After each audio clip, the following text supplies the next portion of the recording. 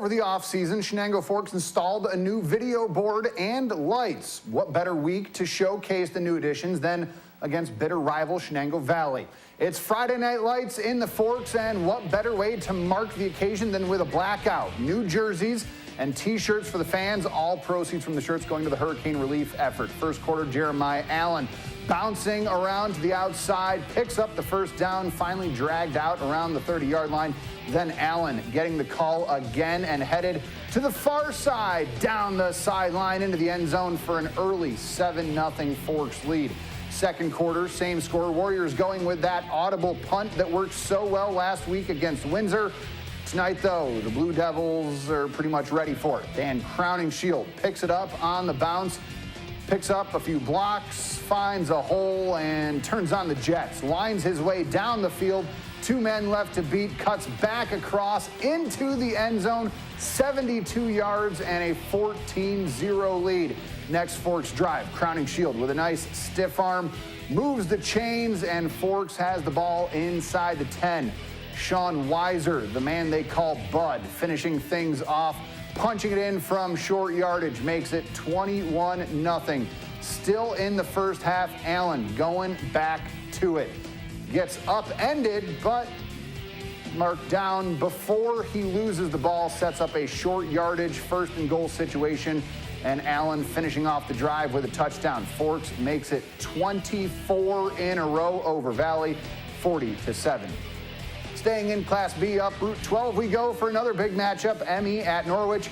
Still scoreless nearing the end of the first half. Riley Van Fleet, the inside handoff, 8 yards. He punches it in, gives Maine Endwell the lead 6-0. But hold on, check this out. Norwich trying to score before the final seconds tick away. Grant Wessels punching it in. Maybe, yes, no. Refs confer, and yeah, it's a touchdown. Norwich makes the extra point. They go on to win this one in a close shootout, 13-12. Tornado undefeated. Out west to Owego, hosting the Windsor Black Knights. After 3 and out, Kieran Horton punting for Windsor. Kobe Bogart back to receive it, and this boy means business. Bogart picks it up, off and running, pushed out of bounds finally by Horton with great field position inside the 10. That sets up this guy, Luke Kabala, bullying his way through the line, scores. 7-0 Indians. Next Owego possession, it's Kabala again, bouncing off tacklers like it's his job. Ball comes loose, but gets across the line first. 13-0 Indians. They go on for the 34-6 win. Back in town, Union Endicott and the Tigers fans getting pumped, and for good reason. Devin Hogan back in the shotgun, keeping it himself to the outside into the end zone.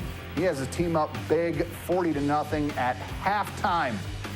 Tigers coming out of the locker room, and the second team taking over from here. On the defensive side, Mason Booth tripping up a little bit, back to pass, sacked by Dominic Henley and a host of other Tigers, but a Little Red managing to get on the board. Booth connecting with Jesse Furman, far side in the end zone. It's all Tigers, though.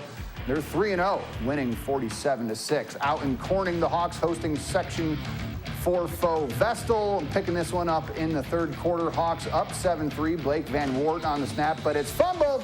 Max Barr with a recovery. Vestal takes over. Matt Carr now rolling out. Has what feels like an eternity to pass. Finds Brandon Bender for the toe tap on the line, but the Golden Bears settling for a field goal. Now with time winding down in the third, Matt Thrasher gets the outside, and his speed is unmatched. Taking it 30 yards to the house. Golden Bears use 14 unanswered second half points to take this one 14-7. Back in town and up the hill, Johnson City leading Section 3's Fowler 30-0 at the half. Second half, Wildcats looking to add on.